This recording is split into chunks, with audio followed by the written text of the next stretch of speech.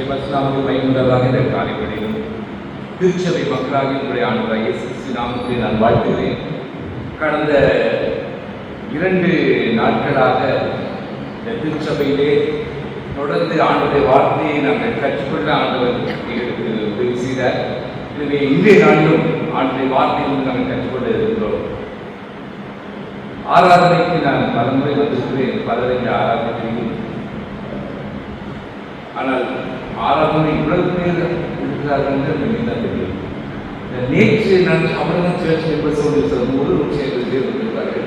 பரவாயில்லை, நிறைய குடும்பத்தில் நிறைய பொறுப்புகள் நிறைய வந்தவர்களுடைய ஆசீர்வதிக்கப்பட்டார்கள் நான் நம்புகிறேன் என்றார். அநேகர் செய்தி குறித்து போகும்போது சொன்னார்கள். ஒரு சகோதரர் சொன்னார், டேக் அவே.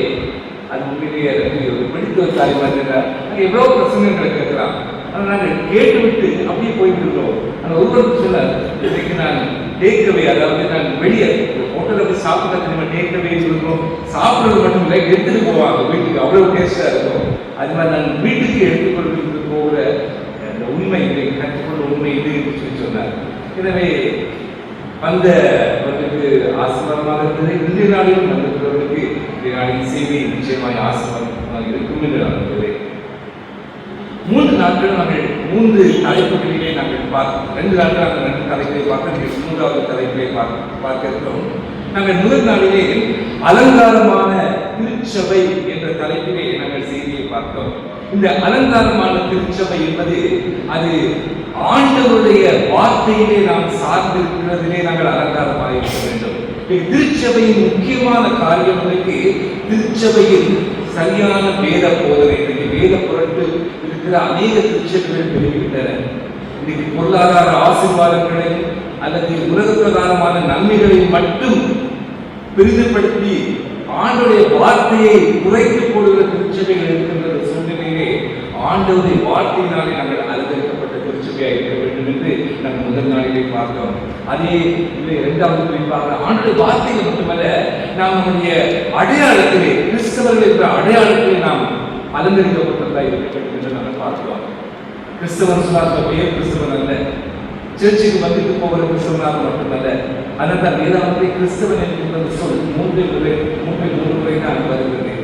ஆனால் இன்னும் ஒரு வார்த்தை இருக்கிறது, நாங்கள் கிறிஸ்துவுக்குள் இருக்கிறவர்கள்.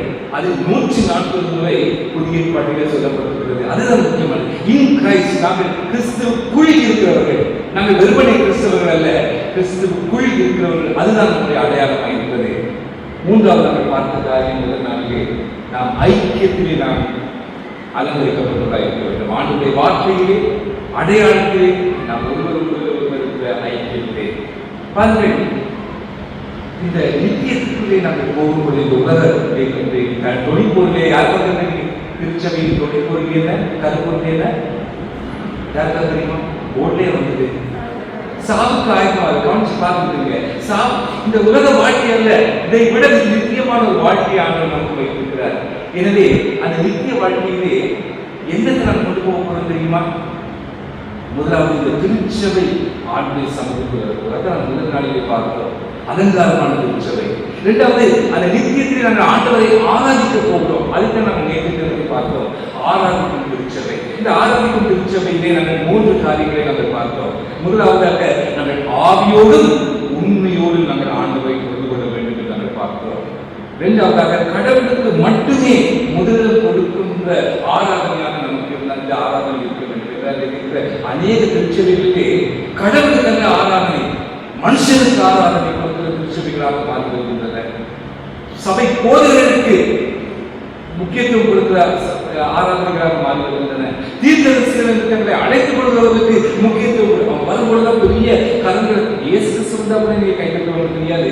அனைத்து விதமான போதகர்களும் தீர்க்கதரிசிகளும் வெளிநாட்டில் வருகிற ஊழியர்கள் வரும்பொழுது அவர்களை கைப்பற்றி வரவேற்கிறது கூட்டம் இருக்கிறது.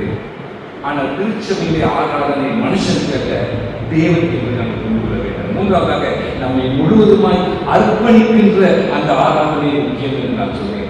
இந்த ஆராதனையை பற்றி சொல்லும் பொழுது ஒரு காரியத்தை நாம் கூடவே நாம் விளக்கப்பட்டிருக்கு. ஆராதனையிலே நாம் 3 நிலையிலே ஆராதிக்க வேண்டும் என்று நான் சொன்னேன். இதை கூட சகோதரர் ஆண்ட்ரூஸும் சகோதரன் அவர்கள் ஆராதனை பட்டணத்தில் செய்த காரியம் என்ன? அவர் நம்மை பாட்டுக்களின் மூலமாக பண்ணிருக்கிறார்கள். சரீர மூலமாக நம்ம ஆராதனை என்று சொல்லுவோம். நாம் வாயின் வார்த்தைகளை சொல்லி நம்ம கற்று ஆராதனை சரீரத்தின் மூலமாக கரங்களை கட்டியோ, கரங்களை உயர்த்தியோ, கரங்களை நாங்கள் கூட்டியோ, ஏதோ எதிரே நாங்கள் நம்முடைய சரீரத்தின் மூலமாக நாங்கள் ஆண்டவருக்கு நம்முடைய கனமகனை என்று செலுத்துகிறோம். இரண்டாவது காரியம், பார்த்த காரியம் என்று நம்முடைய ஆத்மாவிலே, இந்த ஆத்மாவை நாம் கண்டால் காண முடியாது. நம்முடைய சிந்தனைகளை நாங்கள் செய்கிறோம். நம்முடைய உணர்வுகளை, ஒருவருடைய உணர்வையும் சிந்தனையும் நாங்கள் பார்க்க முடியாது. அழகாக எப்படியாக ஆண்டுடைய காரியங்களை சொல்லி நாங்கள் ஆண்டுக்கு எதிர்க்கிறதுக்காக நாங்கள் நன்றி செலுத்த வேண்டும் என்று சொல்லும் பொழுது அது எல்லாம் நாங்கள் தியானிக்கும் பொழுது நம்முடைய ஆத்மாவிலே அது நாங்கள் ஆண்டுடைய ஆராதிக்கிறோம். மூன்றாவது நிலை இருக்கிறது. இந்த நிலையை அநேக சபைகளில் விடுபட்ட ஒரு காரியமாக தான் ஆவியிலே நாங்கள் துதிப்பது. இயேசு சொன்னார், கடைசி ஒரு நாள் வருவதனால் அவர்கள் ஆவியோடும் உண்மையோடும் தொண்டு கொள்வார்கள். ஆவியில தொண்டு கொள்வது பரவச நிலைக்கு போய் அந்நிய பாஷைகளை பேசி அந்த காரியம் அல்ல. ஆவியில் சொன்னால் நாங்கள் நம்முடைய சரீரத்தின் மூலமாக துதிக்கிறோம், நம்முடைய ஆத்மாவில் துதிக்கிறோம், கடைசியாக நம்முடைய ஆவியும் ஆண்டவருடைய ஆவியும் அங்கே இடைப்படுத்தும் ஒரு நிலை. அதுதான் நம்முடைய ஆவிக்குள்ளாக நாங்கள் ஆண்டவரை ஆராதிக்கிறார்கள். சில இந்த நிலைக்கு தரும்பொழுது அநேகர் மௌனமாகி விடுவார்கள். இன்னைக்கு அநேக சிறுச்சபைகளை பார்த்தீங்கன்னா பரவசத்தோடு பலவிதமான காரியங்களை சொல்லி அவங்க கட்டுக்கடங்காத ஒரு பரவசத்தை போய்விடுவார்கள். இது கிறிஸ்தவ ஆராதனை அல்ல, இது அந்நிய தெய்வங்களின் ஆராதனை தான் இருக்கும். அவங்க கண்களை மூடி அவங்க சொல்ற வார்த்தை அவர்களுக்கு தெரியாது, பலவிதமான கூச்சலை போடுவார்கள். ஆனால் கிறிஸ்தவ ஆராதனை என்பது என்ன? சரீரத்தின் மூலமாகவும் நம்முடைய ஆத்மாவுடைய ஆண்டவரை நாங்கள் நினைக்கும். கையை கட்டலாம், பிரச்சனை கை வைக்கலாம், நாங்கள் ஸ்தோத்திரம் சொல்லலாம், நாங்கள் உரத்து ஆண்டவருடைய வார்த்தையை சொல்லி நாங்கள் பேச ஜெபிக்கலாம், தவறில்லை. ஆனால் ஒரு மூன்றாவது நிலை இருக்கிறது, அது முக்கியம். நம்முடைய ஆவி ஆண்டவருடைய ஆவி அந்த நிலங்களை மௌனமாக இருக்க வேண்டும். மௌனமாய் நம்முடைய ஆவி ஆண்டவருடைய ஆவியோடு அதை இடைப்படுகின்ற அந்த நிலை முக்கியமானது. அதனால் வெளிப்படுத்த விசேஷம் நம்ம பார்க்கும்போது யோவான் ஆண்டுடைய அந்த தரிசனத்தை கண்டபோது அவன் என்ன எப்படி போனானா, செத்தவனை போல இருந்தான். செத்தவனால பாட முடியுமா? பாட முடியாது. செத்தவனால கைது கொடுக்க முடியாது. அந்த ஒரு நிலைதான் நம்முடைய ஆவி ஆண்டுடைய ஆவியோடு இருக்கிறேன். சரி, நான் ஒரு குறிப்பை நான் விசேஷமாக நான் சேர்த்துக் கொள்ள விரும்புகிறேன். நேற்று அது விடுபட்ட ஒரு குறிப்பாக இருக்கிறது. நாம் ஏன் ஆராதிக்க வேண்டும்? நாம் ஏன் ஆராதிக்க வேண்டும்? ஏன்னா சும்மா சர்ச்சுக்கு வந்து நம்முடைய வேண்டுதல் சாமி கொண்டு போகணும்னு சொல்லுவாங்க. அதே மாதிரி சும்மா வந்து நாங்கள் சில வேண்டுதலை சொல்லிவிட்டு திருவிழத்தை கலந்து கொண்டு போனால் போதாதா? ஏன் நாம் ஆராதிக்க வேண்டும்? ஆண்டவர் நாம் ஏன் துதிக்க வேண்டும்? காரணம், சிருஷ்டிப்பின் ஆரம்பமும் துதியிலே தான் ஆரம்பித்தது. எங்க ஆரம்பித்தது? ஆதியாகமத்தில் கேட்கலாம். மனுஷன் சிருஷ்டிக்கப்பட்டதுக்கு முன்பதாக யார் சிருஷ்டிக்கப்பட்டார்கள்? யார்? மனுஷன் சிருஷ்டிக்கப்படுவதற்கு முன்பதாக யார்? தேவதூதர்கள் சிருஷ்டிக்கப்பட்டார்கள். அந்த தேவதூதர்கள் சிருஷ்டிக்கப்பட்டது நோக்கம் என்ன? ஆண்டவரை ஆராதிக்கவும், அவரை தொழுது கொள்ளவும், அவரை சேவிக்கவும். அதனால்தான் மனுஷன் ஆதாமேவால் அவர்கள் தோட்டத்தில் இருக்கும் பொழுது வீழ்ந்து போன அந்த தேவதூதன், அந்த சாத்தான் என்று சொல்கிறவன் ஆதாமேவாளை சொல்லியிருக்கிறான். எனவே மனுஷனை சிருஷ்டிப்பதற்கு முன்பதாகவே அங்கே தேவதூதர்கள் சிருஷ்டிக்கப்பட்டார்கள் என்பது வேதத்தின் சத்தியம். ஆனால் கேட்கலாம், ஏன் அது ஆதியாகமத்தில் சொல்லப்படவில்லை? ஆதியாகமம் மனுஷனுடைய சரித்திரத்தை சொல்கின்ற புத்தகம் என ஒழிய அது தேவதூதர்களின் சரித்திரத்தை சொல்கிற புத்தகம் அல்ல. எனவே ஆரம்பமும் துதியோடு நான் ஆரம்பித்தது.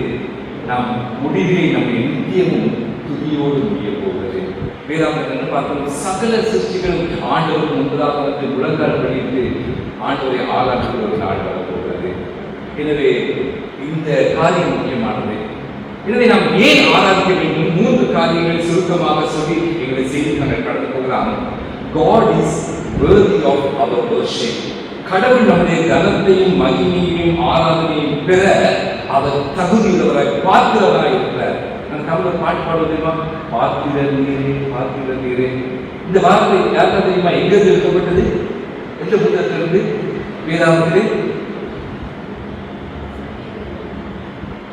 நீ வேத வசனத்தை பார்த்ததே இல்லையோன்னு நான் யோசிக்கிறேன். எந்த புத்தகத்தில் இருந்து? சங்கீதமா? பாத்திர நீரே, பாத்திர நீரே. 24 மூப்பர்களும் வந்து தன்னுடைய கிரீடங்களை இயேசுக்கு முன்பதாக அல்லது சிம்மாசனத்தை அமர்ந்ததுக்கு முன்பாக வைத்து பாத்திர நீரை பார்த்து சகல கலந்து மகிமையும் உமக்கே சொல்லி குறித்தார்கள். இந்த வெளிப்பட்ட விசேஷ புத்தகத்தை பார்க்கிறோம். எனவே நாங்கள் ஏன் கடவுளை ஆராதிக்க வேண்டும்? கடவுள் இந்த துதி கலந்து பார்க்கிறார். இரண்டாவது காரியம், worship draws us closer to God என்று பார்த்தோம். ஆராதனை ஆண்டவரோடு நம்மை கிட்டி சேர்க்கிறது. அது முக்கியமானது. ஒரு கணவன் மனைவி திருமணம் முடிக்கிறாங்க. ஆனால் திருமணம் முடிச்சு அவங்க ஒருவரோடு பேசாம எந்தவிதமான தொடர்பு இல்லாமல் கணவன் இருவர் வீட்டிலையும் மனைவி ஒரு வீட்டிலே இருந்தால் அவங்கள்ட்ட எந்தவிதமான ஒரு நெருக்கம் வர முடியாது. அதனால் அவங்க இருவரும் ஒன்று கூடி வாழ்கிறார்கள். அவர்கள் ஒன்று கூடி வாழும்பொழுதுதான் நெருக்கம் வர ஆரம்பிக்கிறது. எனவே நாங்கள் ஆராதிக்கும் பொழுது நாங்கள் ஆண்டவரோடு கிட்டி சேர்கிறோம். எனவே ஆராதனை முக்கியமானது. ஆண்டவர் துதிகளுக்கு பாத்திரமானவராக இருக்கிறார். ஆராதனை நம்மை ஆண்டவரோடு கிட்டி சேர்க்கிறது. மூன்றாவது குறிப்பாக worship transforms us. அதாவது ஆராதனை நம்மை தேவ சாயலுக்காக மறுரூபப்படுத்துகிறது. மோசே அங்கே சீனாய் மலையிலே அவன் போய் 4 நாட்கள் ஆண்டவரோடு இருந்து அவன் திரும்பி வரும்போது என்ன நடந்ததா? இருக்கிறார் அவனுடைய முகம் மாறுபட்டிருந்தது, வேறுபட்டது. காரணம் ஆண்டவரோடு இருந்த மகிமையை அவனுடைய வாழ்க்கையில் உணரப்பட்டது. நாம் கர்த்தரை ஆராதிக்கும் பொழுது ஆண்டவருடைய மகிமைக்குள்ளாக நாங்கள் போகும்போது ஆண்டவர் அதே காரியத்தை நம்முடைய வாழ்க்கையில் செய்கிறார். நாங்கள் எங்களை டிரான்ஸ்ஃபார்ம் பண்ணுகிறார், நம்மை மறுரூபப்படுத்துகிறார், நம்மை ஆண்டவருடைய சாயலுக்காக நம்முடைய சரீரமாகவும் மட்டுமல்ல நம்முடைய ஆவி ஆத்மா எல்லாருடைய குணாதிசயங்கள் எல்லாத்தையும் ஆண்டவர் நம்முடைய சாயலுக்காக மறுரூபப்படுத்துகிறார். கண்களை மூடி தலைவதற்காக திரும்பியுள்ள எங்கள் பரலோகத்தகப்பனே, இந்த நாளில் உங்களுடைய வார்த்தை நாங்கள் பார்க்கும் பொழுது எங்களுடைய வாயின் வார்த்தையும் எங்களுடைய சிந்தையும் உடைய சமூகத்தை விருத்தியாயிருப்பதாக. ஒருவேளை நான் செவிக்கிறேன்னு சொல்றதையோ அப்பா பிரசங்கம் பொழுதுட்டு எனக்கு 45 நிமிஷம் தந்துருந்தாங்க. என்னுடைய வடமே 15-20 நிமிஷம் தான். அன்னைக்கு ஸ்பெஷல் சர்வீஸ்னால 45 நிமிஷம் தந்துருந்தாங்க. இவை இப்பதான் பிரசங்கமே ஆரம்பிக்கிறது பார்க்கிற வேணா.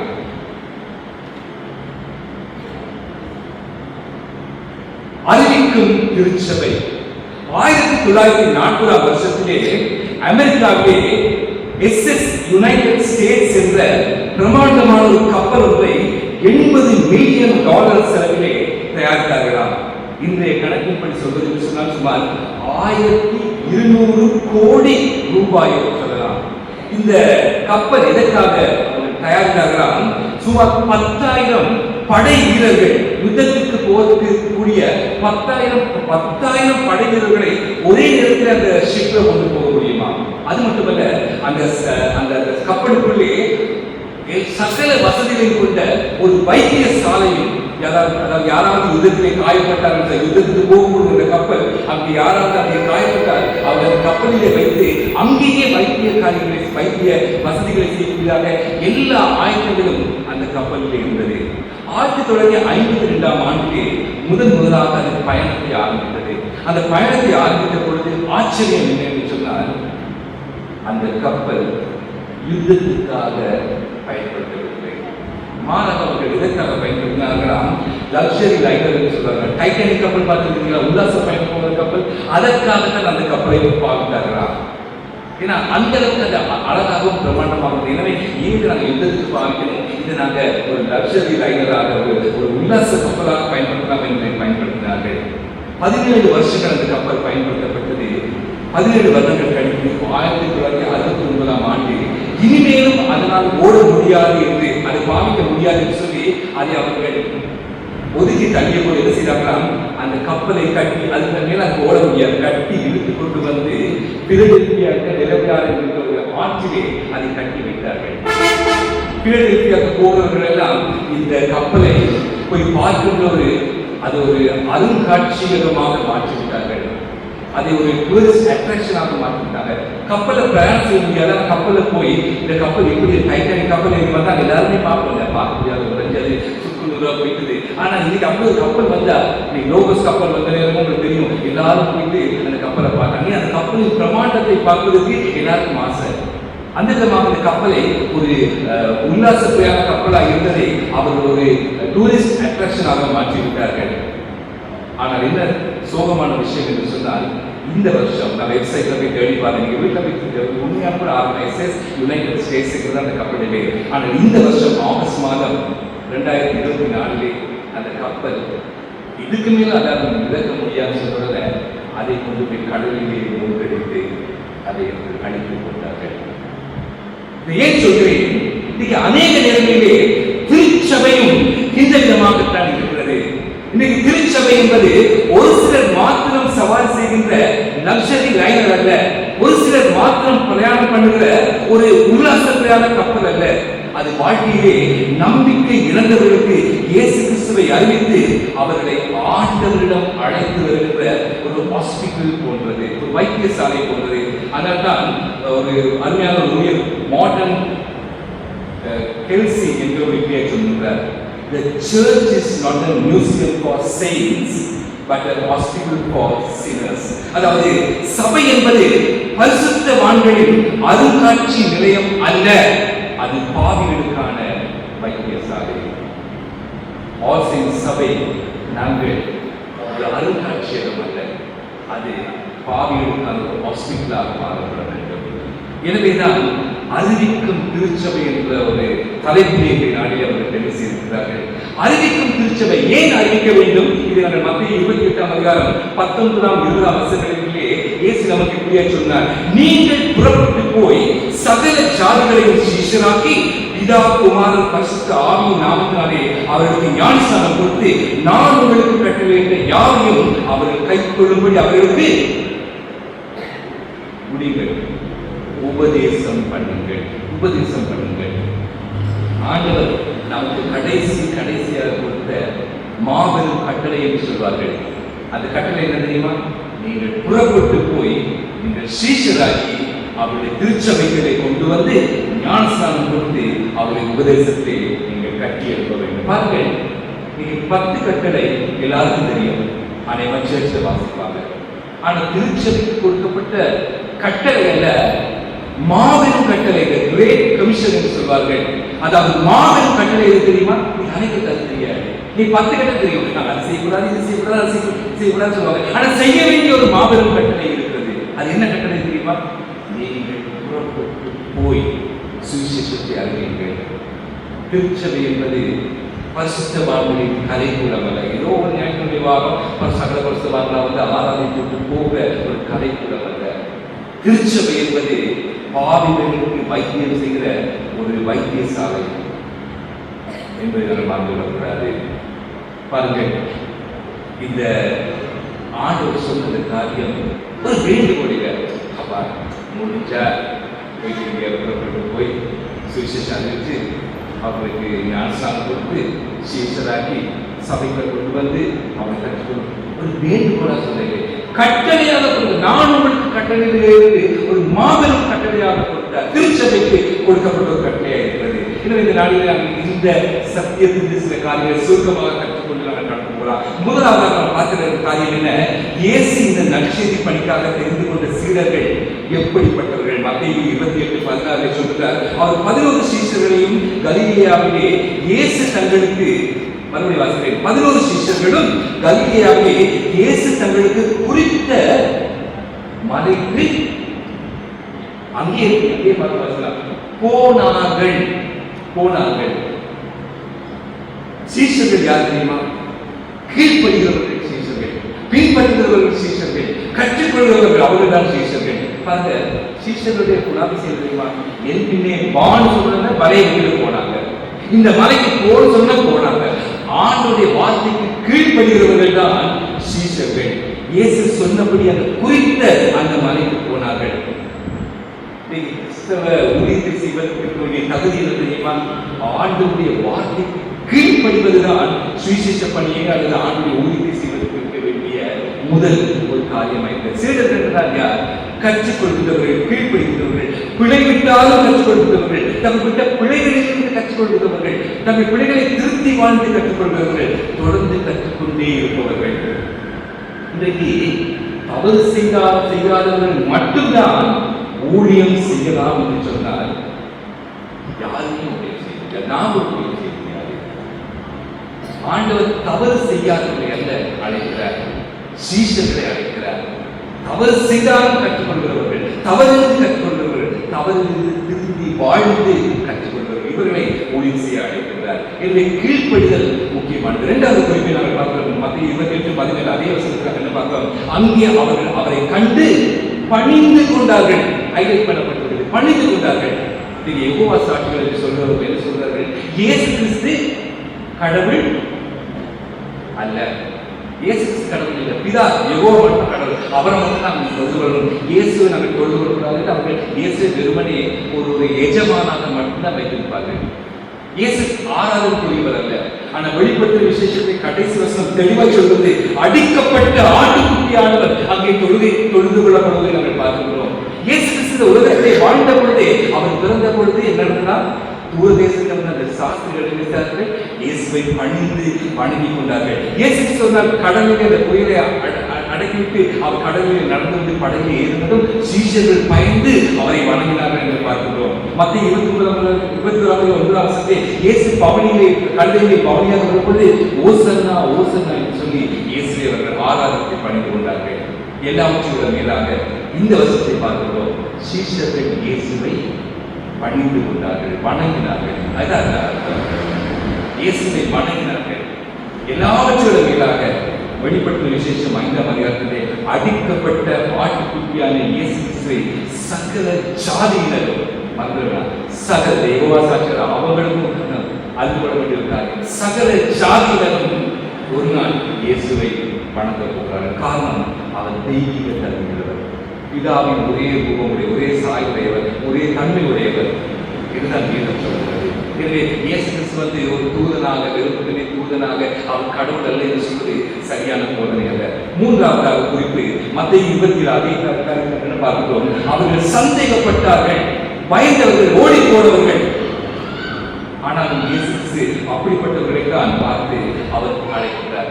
பலவீனமானவர்கள், சந்தேகப்பட்டவர்கள், ஓடி போனவர்கள், பயந்து ஓடி போனவர்கள், மறுதளித்தவர்கள், அப்படிப்பட்டவரை சொல்வது பார்த்துதான் இந்த பொறுப்பை எந்த பொறுப்பு கொடுக்கிறார்? நீங்கள் புறப்பட்டு போய் நீங்கள் இந்த காரியத்தை செய்யுங்கள். இப்போ உங்களோட திருச்செந்த ஒரு கேள்வி இருக்கு, தூங்காம முடிச்சிருக்க மாத்திரம் சொல்லுங்க. உங்களோட சர்ச் ஒரு ப்ரோக்ராம் வருது, அந்த சர்ச் ப்ரோக்ராமுக்கு ஒரு கமிட்டி ஒன்று ஏற்கனவே பல கமிட்டி இருக்கு. அந்த கமிட்டிக்கு எப்படிப்பட்டவர்களை தெரிவு செய்வார்கள்?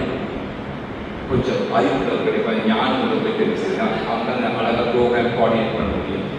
கொஞ்சம் அந்தஸ்து உள்ளவர்கள், அவங்களுக்கு தான் இளைஞர்கள் ப்ரொவிஷன் இருக்குன்னா அந்த அந்தஸ்து இருந்தால் அவங்களுக்கு சீக்கிரமாக யாரையும் போய் கொஞ்சம் படித்தவர்கள் சொன்னால் அவங்களுக்கு யாரையும் போய் ஈரத்திலோவாக தொடர்பு கொண்டு ஆங்கிலத்திலோ கடிதமோ எல்லாம் முடியும். கொஞ்சம் பணம் படைத்தவர்கள், அப்போ பணம் இருந்தால் தான் அந்த ஊழியத்தை செய்யலாம்னு சொல்லி அப்படிப்பட்டவர்கள் அந்த கமிட்டியில் வைப்பாங்க. ஆனால் இயேசு எப்படிப்பட்டவர்களை தெரிவு செய்தார் தெரியுமா? சாதாரண மனிதர்கள், கல்வி அறிவற்றவர்கள். அதான் நான் சொல்லவில்லை இப்படிப்பட்டவர்கள் மட்டும்தான் தெரிவு செய்யணும்னு சொல்லல. ஆனால் இப்படிப்பட்டவர்களையும் ஆண்டவர் எடுத்து பயன்படுத்த முடியும். அதை தான் நாங்கள் அறிந்து கொள்ள வேண்டும். இன்றைக்கு ஆண்டவர் குவாலிஃபைட் பீப்புள் அல்ல அவர் தேர்வது, அவர் எடுத்து நம்மை குவாலிஃபை ஆகிறார். ஆண்டவர் திறமையானவர்களை தெரிவு செய்வதில்லை. அவங்களே திறமையானவர்களாக தான் வரலாம், ஆனால் திறமையானவர்களை மட்டும் தெரிவு செய்யவில்லை. திறமை அற்றவர்களுக்கு கூட ஆண்டவர் எடுத்து வந்து அவர் தம்முடைய பணிக்காக எடுத்து திறமையாக்கி அவர் பயன்படுத்தியிருக்கிறார். இதை சாதாரண மீன்பிடிக்கிறவர்கள், கல்வியில் குறைந்தவர்கள், பலவீனமானவர்கள், இவர்களையே அவர் தெரிவு செய்தார். இன்னைக்கு நானும் நீங்களும் இந்த திருச்சபையிலே அமர்ந்திருக்கிறோம் என்று சொன்னால் அதுக்கு காரணம் தெரியுமா? இயேசு கிறிஸ்து தான் கடவுள், அது காரணம்.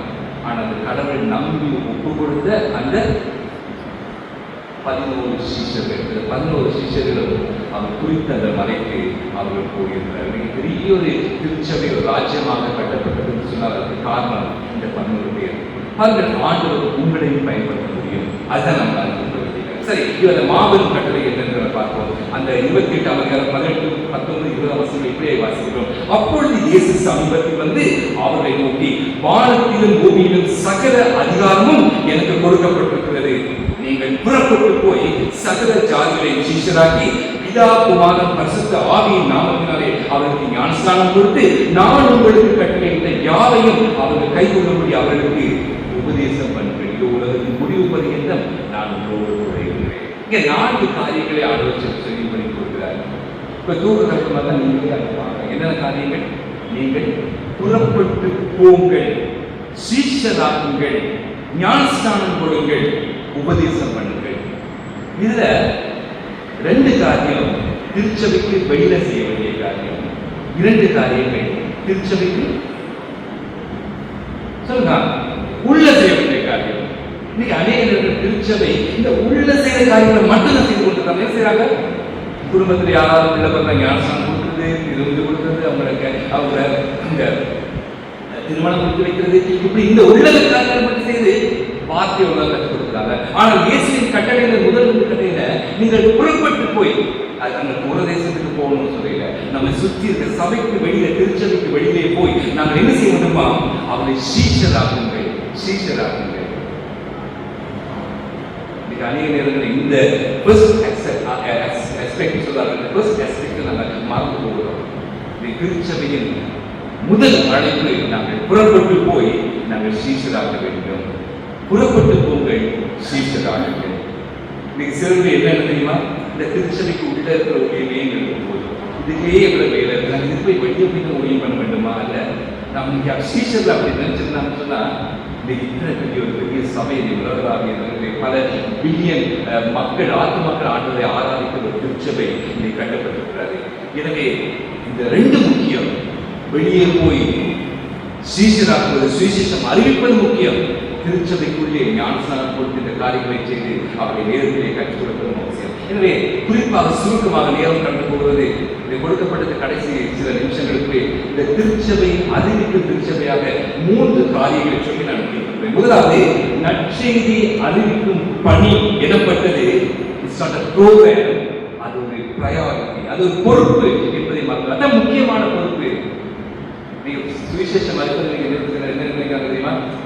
ஏதோ வருஷத்துக்கு ஒரு ப்ரோக்ராம் அல்லது யாராவது சின்ன கமிட்டியையும் அவங்க அதுக்கு செய்துவிடுவார்கள்.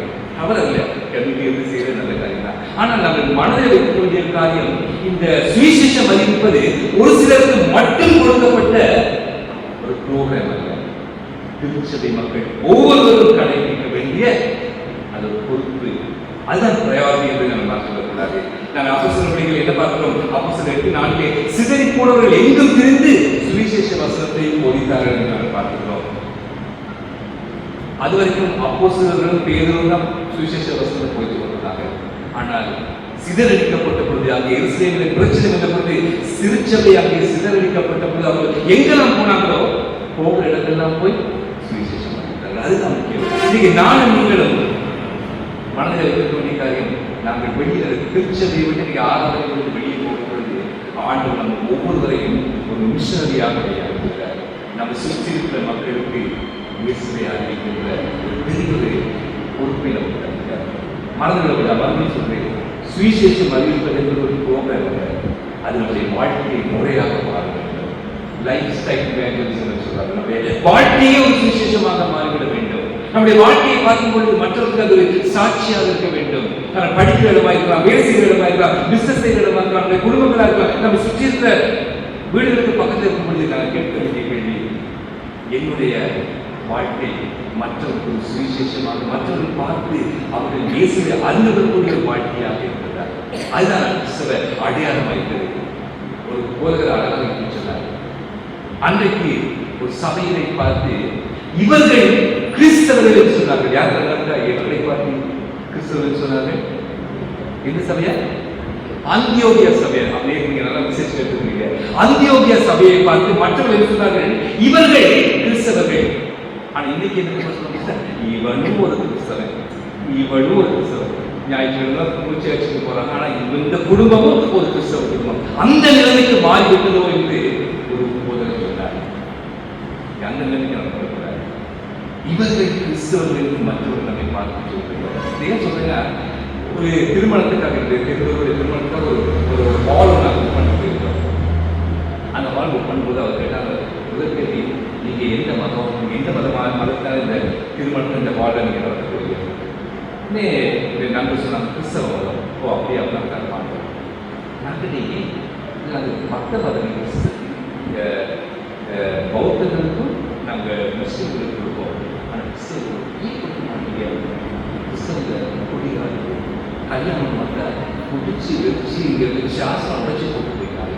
நீங்கள் கிறிஸ்தவர்கள் எவ்வளவு என்னுடைய நாம் அவமதிப்பு. கிறிஸ்தவர்கள் சொல்வது இவர்கள் கிறிஸ்தவர்கள் சொல்கிற நிலைமை போய் இவர்களும் கிறிஸ்தவர்கள் என்ற நிலை. எனவே சிதறி போனவர்கள் அவர்கள் எங்கு போய் சுவிசேஷம் அறிவித்தார்கள் என்று நாங்கள் பார்க்கிறோம். எனவே நாங்கள் படிக்கிற இடங்களிலே, வேலை செய்கிற இடங்களில் நம்ம எல்லாம் எங்க போனாலும் நாம் கிறிஸ்தவ என்ற அடையாளத்தை, கிறிஸ்தவுக்குள் இருக்கிறவர்கள் என்ற அடையாளத்தை காட்டுகிறோம். இரண்டாவது நாங்கள் பார்க்கிறோம் என்ன சொல்லப்படுகிறது, ஒவ்வொரு திருச்சபைக்கும் ஒரு தரிசனம் இருக்க வேண்டும். நான் கேட்கறதுக்கு மன்னிச்சு கொள்கிறேன், நான் இந்த சர்ச்சுக்கு போனாலும் கேட்கறதுக்கு உங்கள் திருச்சபைக்கு சொல்லி ஒரு தரிசனம் இருக்கிறதா? இருக்குதா? இருக்குது சார். Thank you so much. தரிசனம் முக்கியம். 2 விதமான தரிசனம் இருக்கணும். என்ன தரிசனம் தெரியுமா? திருச்சபைக்கு ஒரு தரிசனம் இருக்கணும். அதே போல திருச்சபைக்கு வெளியே இருக்கிற மக்களை குறித்து ஒரு தரிசனம் இருக்கணும். நான் ஆராய்ந்த ஒழுங்கிய திருச்சபைக்கு இந்த 2 தரிசனத்தை ஒன்றாக வைத்து ஒரு சொல்ல இருக்கிறார்கள். Be a disciple, make someone be a disciple and make disciples. Be a disciple and make disciples. சீஷர் ஆகுங்கள், மற்றவர்களை சீஷராகுங்கள். எவ்வளவு அழகான காரியமாக நாங்கள் முதல் இயேசுக்கு சீஷராகவும் இருக்க வேண்டுமா? அதே நாங்கள் மற்றவர்களை ரெண்டும் சபையின் அந்த 2 பொறுப்புகளும் சபைக்குள்ளே செய்கிற ஊழியமும் முக்கியம், சபைக்கு வெளியே செய்கிற அந்த ஊழியமும் முக்கியம். எனவே இந்த மிஷன் ஸ்டேட்மெண்ட், நம்முடைய திருச்சபைக்கு ஒரு மிஷன் ஸ்டேட்மெண்ட் இருக்கணும். இந்த திருச்சபைக்கு நாங்கள் இந்த வருஷம் எத்தனை ஆத்மாக்கள் நாங்கள் ஆதாயப்படுத்த போகிறோம், இந்த பணிகளில் நாங்கள் ஈடுபடுகிறோம் சொல்லி நம்முடைய திருச்சபைக்கு சில தரிசனங்களை வைக்க வேண்டும். தரிசனம் மிக மிக முக்கியம். தரிசனத்தோடு இயங்குகிற திருச்சபைதான் உயிருள்ள திருச்சபையாக இருக்க முடியும். தரிசனம் இல்லை சொன்னால் அந்த கப்பலை கட்டி கடல்ல மூழ்கிட்ட மாதிரி என்னத்துக்காக அந்த கப்பல் படைக்கப்பட்டதோ அது அமைக்கப்பட்டதோ அது நோக்கம் இல்லாமல் போய் கடைசியில அது உல்லாச பயண கப்பலா போய் கடைசியில பார்வையாளர்கள் பார்க்கிற கப்பலா போய் கடல்ல மூழ்கடிக்கப்பட்ட கப்பலை போல திருச்சபை மாறிவிடும். இன்னைக்கு கால்பேஸுக்கு போவாங்க எல்லாருமே நம்ம ஒரு டைம் கொஞ்சம் செலவில்லாமலே போய் பொழுதுபோக்கக்கூடிய ஒரே ஒரு இடங்கிறது கால்பேஸ். இந்த கால்பேஸில் போகிறவங்க ஏன் போவாங்க சிலர் அங்கே போனால் கடலை வாங்கி சாப்பிடலாம். அங்கே அந்த நானா கடை இருக்கிற நானா கடையில் கொத்து ரொட்டி வாங்கி சாப்பிடலாம். இல்லாட்டி இந்த ரால் வடை, அந்த கால்பேஸில் கொடுக்குற ரால் வடை டேஸ்ட் நீ வாழ்க்கையில் வேறு நோக்கத்துக்காகவும் அங்கே போனால் பல காட்சிகளை பார்க்கலாம். பல பல காரியங்களுக்காக நீங்கள் பல நோக்கங்களுக்காக போகிறது. ஆனால் சீனாக்காரங்க கால்பேஸ் உட்கார்ந்து பொழுது அவங்க தரிசனம் தான். இந்த தரிசனம் தெரியுமா? இந்த கால்பேஸுக்கு அந்த பக்கம் ஒரு கடல் இருக்குது. இந்த கடலில் கொஞ்சம் மண் போட்டால் எப்படி இருக்கும், அது கொஞ்சம் கல்களை நிரம்பினா எப்படி இருக்கும், அதுக்கு அதுல கல்களை நிரம்பினா எப்படி இருக்கும், கொஞ்சம் மரங்களை வளர்த்தா எப்படி இருக்கும், அதுக்கு அது கட்டிடங்களை எழுப்பினா எப்படி இருக்கும். இது ஒரு அப்படி ஒரு ஐலண்டாகவே ஒரு தீவாகவே மாற்றிவிடலாம் சொல்லி இந்த சீனாக்காரன் யோசிக்கிறான். அதுதான் தரிசனம். அந்த தரிசனத்தை என்ன செய்யறான்? போர்ட் சிட்டி கால்பேஸில் போனீங்கன்னா கால்பேஸை விட போர்ட் சிட்டி அழகா இருக்குது. காரணம் என்ன? ஒரு சீனாக்காரன் தரிசனம். இலங்கை மக்களுக்கு இல்லாத ஒரு தரிசனத்தை அங்கே சீனாக்காரன் அங்கே பெற்றுக் கொண்டார். திருச்சபை மக்களுக்கு ஒரு தரிசனம் இருக்க வேண்டும். ஆத்துமாக்களை ஆதாயம் பண்ணி இந்த திருச்சபைக்கு கொண்டு வருவேன் என்ற அந்த தரிசனத்தோடு நாங்கள் ஒரு வேலை செய்ய வேண்டும். யோவான் 4ஆம் அதிகாரம் 35ஆம் வசனத்தை இயேசுவே சொன்னார். 4:35 யோவான் அறுப்பு காலம் வருவதற்கு இன்னும் 4 மாதங்கள் செல்லும் என்று சொல்லுகிறது இல்லையா? அப்படின்னு சொன்னா இயேசு கிறிஸ்து சொல்லும் பொழுது இன்னும் அதாவது அறுவடை செய்வதற்கு இன்னும் 4 மாசம் இருக்கு. அப்ப எல்லாம் பார்க்கறாங்க, போய் அறுவடை செய்ய மாட்டோம் 4 மாசம் இருக்கு. ஆனா இயேசு தரிசனத்தை காட்டுகிறார். அவர் என்ன சொல்றார்? இதோ வயல் நிலங்கள் இப்பொழுதே அறுப்புக்கு ஆயத்தமாயிருக்கிறது, விளைந்திருக்கிறது, உங்கள் கண்களை ஏறெடுத்து பாருங்கள், உங்கள் கண்களை ஏறெடுத்து பாருங்கள். நீங்க நாங்கள் பல காரணம் சொல்லலாம். பிரச்சனை இருக்கு, நாட்டில் பிரச்சனை இருக்கு, சபையிலேயே பிரச்சனை இருக்கு, இந்த நேரத்தில் இந்த ஊழியர்களை நம்ம செய்யணுமானே பல காரணங்களை சொல்லலாம். ஆனால் தரிசனத்தோடு நாம் செய்யும் பொழுது அந்த தரிசனத்தோடு செய்வோம். கடைசி குறிப்பாக சந்தர்ப்பத்தை உருவாக்கிக் கொள்ளுங்கள்.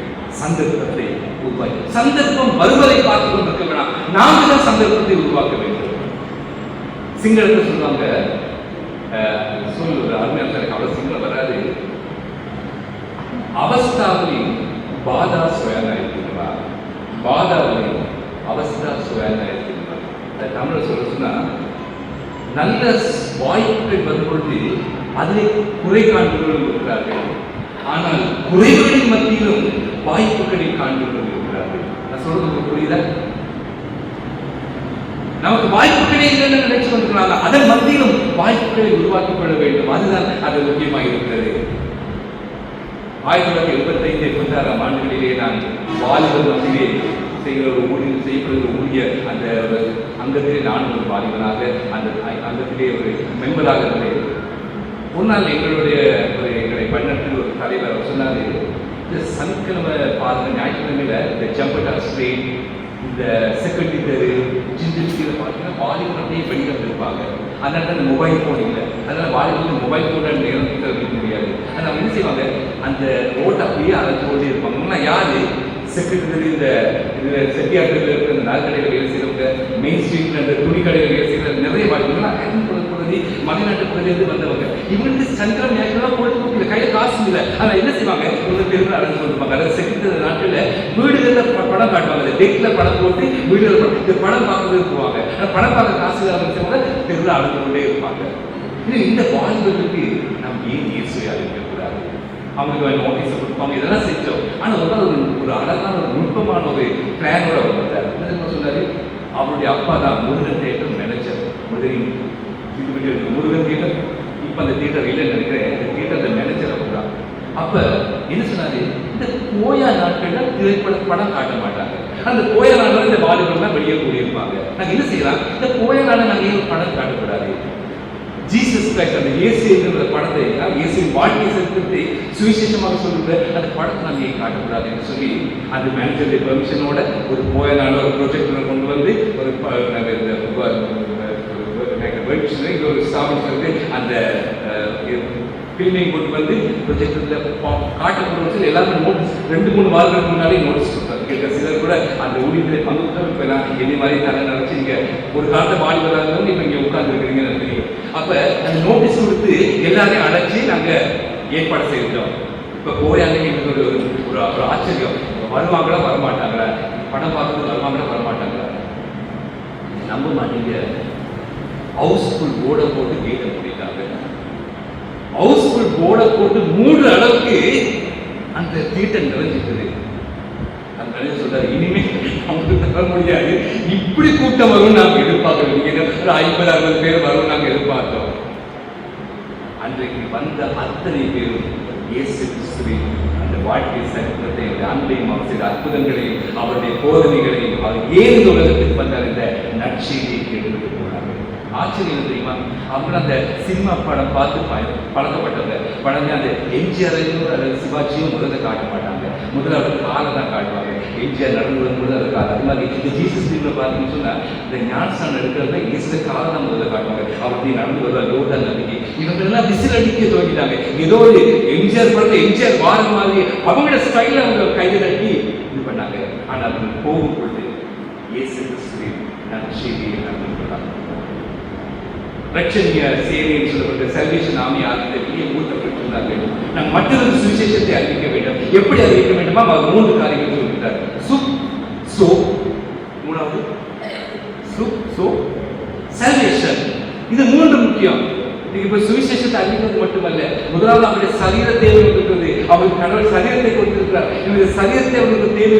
பசியோடு வாழ்கிறார்கள், கஷ்டப்பட்ட குழந்தைகளுக்கு அவருக்கு நாங்கள் சுப்பை கொடுக்கணும். நான் கேள்விப்பட்ட இந்த சபையிலையும் சுப் கொடுக்க ஆரம்பிச்சிருக்கிறீங்க. நல்ல கதை. 4வது தெருவில் இருக்கிற இந்த ஊழியர்கள் கூலிக்காரர்கள் மத்தியிலே போய் நீங்க சுப்பை கொடுக்குறீங்க. 2வது சோ, அதாவது அவருடைய சரீர சுகாதாரம் முக்கியம். அதனால தான் நீங்க அதிகமாக சர்வீஸ்னாலும் ஒரு சின்ன ஒரு ஹாஸ்பிட்டல் அங்கே ஒரு இதுவும் இருக்கும். அந்த பக்கத்தில் ஏதாவது நீங்க வைத்தியம் இலவசமான சில வைத்தியம் செய்வாங்க. அது மட்டுமல்ல, நிறைய மிஷன் ஹாஸ்பிட்டல்ஸ் இருக்கிறது. சர்ச்சின் பக்கத்தில் 2 காரியம் இருக்கும். ஒரு ஸ்கூல் இருக்கும், அந்த ஒரு வைத்தியசாலை இருக்கும். ஏன் மனித சரீரத்துக்கு இந்த காரியங்கள் செய்கிறாங்க. 3வதாக சுவிசேஷத்தை அழைக்கிறார்கள். எனவே திருச்சபை என்பது நாம் மற்றவர்களுக்கு சேவை செய்ய அழைக்கப்படுகிறோம். நீங்கள் புறப்பட்டு போய் எல்லாவரையும் நீங்கள் சீஷராக்குங்கள். ஒரு நல்ல சந்தர்ப்பம் தெரியுமா? கிறிஸ்துமஸ் நாட்கள். அந்த கிறிஸ்துமஸ் நாட்களுக்குரிய வேதனையான காரியத்தை எங்களோட பேருந்து சேர்ந்து நடந்தது. என்ன தெரியுமா? இயேசுவை தூங்க வச்சிடும். ஆறாரோ ஆறாரோ தூங்கு தூங்கு பாலாளி தூங்கு. இயேசுவை தூங்க வச்சு நாங்கள் தூங்கி கிறிஸ்துமஸ் கொண்டாடுறது அன்னைக்கு அநேக திருச்சபைகள் இன்னைக்கு ப்ரோக்ராம். கிறிஸ்துமஸ் என்பது திருச்சபை மக்கள் கொண்டாட வேண்டிய ஒரு நாள் அல்ல. கிறிஸ்துமஸ் என்பது சுவிசேஷம் அறிவிக்கப்பட வேண்டிய ஒரு நாள். இயேசு ஏன் இந்த உலகத்துக்கு வந்தாருன்னு சொல்லி அதான் நான் சொல்லல. சர்ச்சில் கிறிஸ்துமஸ் ஆராதனை நடத்தலாம், கேரோல் ஆராதனை நடத்தலாம் நான் சொல்லல. ஆனால் எந்த இடத்துக்கு நாங்கள் மற்றவர்களுக்கு சுவிசேஷத்தை அறிவிக்க நாங்கள் தயாராக இருக்கிறோம். திருச்சபை என்பது ஒரு சிலர் மட்டும் பயணம் செய்கின்ற ஒரு உல்லாச பிரயாண கப்பல் அல்ல. அது திருச்சபை என்பது மற்றவர்களுக்கு சுவிசேஷத்தை மற்றவர்களை இந்த திருச்சபைகளை அழைத்துக் கொண்டு வருவதற்காக சொல்லப்பட்ட ஒரு திருச்சபையாக இருக்கிறது. ஆனால் நான் மறுபடியும் சொல்கிறேன், search is not a museum for saints. Church is a hospital for sinners. கண்களை மூடி தலைகளை காட்டி நாம் ஜெபம் செய்வோம். ஆமாண்டவரே, திருச்சபை என்பது பரிசுத்தவான்களின் அருங்காட்சி நிலையம் அல்ல. திருச்சபை என்பது அது பாவிகளுக்கான ஒரு வைத்தியசாலையாக, காயப்பட்டவர்களை, வாழ்க்கையிலே நொந்து போனவர்களை, வாழ்க்கையிலேயே நம்பிக்கை இழந்த மக்களை திருச்சபைக்குள்ளே கொண்டு வந்து அவருக்கு இயேசுவின் நற்செய்தி மூலமாக நம்பிக்கையையும் அவருடைய வாழ்க்கையிலே ஒரு மறுமலர்ச்சியை புதிய வாய்ப்புகளாக அவர்கள் உருவாக்குகிற ஒரு பெரிய பணியை இந்த திருச்சபைகள் இருக்கிறது. எனவே ஒவ்வொரு திருச்சபையும் நாங்கள் அழைக்கப்பட்ட அந்த அழைப்பை நாங்கள் உணர்ந்து நாங்கள் புறப்பட்டு போய் சீஷராக்கி அவர்களை திருச்சபைக்குள்ளே கொண்டு வந்து அவர்களுக்கு நாங்கள் திருச்சபைக்குள்ளே ஆண்டுடைய வார்த்தையையும் இந்த ஞானஸ்தானம் போன்ற காரியங்களை நாங்கள் செய்ய எங்கள் ஒவ்வொருவருக்கும் அந்த காரியங்களை செய்ய உதவி செய்ய சொல்கிறோம். விசேஷமாக இந்த ஆராதனை முடிந்து நாங்கள் போகும்போது நாங்கள் ஒவ்வொருவரும் உண்மை நாங்கள் சுமந்து செல்கிறோம். நாங்கள் கிறிஸ்தவர்களாக அல்ல, கிறிஸ்தவுக்குள் இருப்பவர்கள் என்ற அந்த அடையாளத்தோடு மற்றவர்களுக்கு சுவிசேஷத்தை சொல்ல இடத்திற்கு போகும் என்ற உணர்வோடு நாங்கள் போகிறோம். மற்றவர்களுக்கு முன்பாக அவர்கள் சாட்சியுள்ளவராய் வாழவும், இயேசு கிறிஸ்து மூலம் பக்கமாக அவர்களை கவர்ந்து இருக்கவும் எங்கள் ஒவ்வொருவருக்கும் உதவி செய்ய முடியாது. இயேசுவின் நாமத்திலே ஜெபம் கேட்கிறோம்.